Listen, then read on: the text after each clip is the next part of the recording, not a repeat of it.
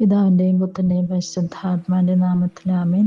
വിശുദ്ധ മാർക്കോസ് എഴുതിയ സുവിശേഷം 7-ാം അധ്യായം 14 മുതൽ 23 വരെയുള്ള തിരുവചനങ്ങൾ.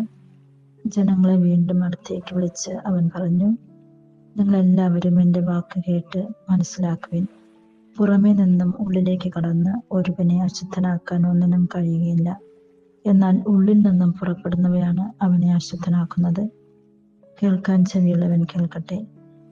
അവൻ ജനങ്ങളെ വിട്ട് ഭവനത്തിലെത്തി. ഈ ഉപമയെക്കുറിച്ച് ശിഷ്യന്മാർ ചോദിച്ചു. അവൻ പറഞ്ഞു, നിങ്ങളും വിവേചന ശക്തിയില്ലാത്തവരാണോ? പുറമേ നിന്നും മനുഷ്യന്റെ ഉള്ളിൽ പ്രവേശിക്കുന്ന ഒന്നിനും അവനെ അശുദ്ധനാക്കുവാൻ സാധിക്കുകയില്ലെന്ന് നിങ്ങൾ മനസ്സിലാക്കുന്നില്ലേ? കാരണം അവ മനുഷ്യന്റെ ഹൃദയത്തിൽ പ്രവേശിക്കുന്നില്ല, പിന്നെയോ ഉദരത്തിലേക്ക് കടക്കുകയും വിസർജിക്കപ്പെടുകയും ചെയ്യുന്നു. എല്ലാ ഭക്ഷണ പദാർത്ഥങ്ങളും ശുദ്ധമാണെന്ന് അങ്ങനെ യേശു പ്രഖ്യാപിച്ചു. അവൻ തുടർന്ന്, ഒരുവന്റെ ഉള്ളിൽ നിന്നും പുറപ്പെടുന്ന കാര്യങ്ങളാണ് അവനെ അശുദ്ധമാക്കുന്നത്.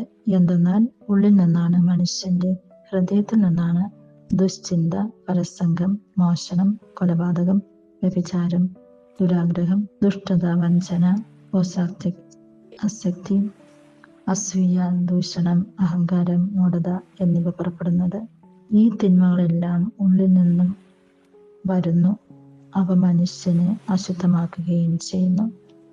ഈ വചനഭാഗത്തിലൂടെ യേശു വളരെ വ്യക്തമായിട്ട് പറയുന്നുണ്ട്, നമ്മുടെ ചിന്തകളെയും വാക്കുകളെയും പ്രവർത്തനങ്ങളൊക്കെയും നമ്മൾ എപ്രകാരമാണ് വിശുദ്ധിയിൽ സൂക്ഷിക്കേണ്ടതെന്ന്.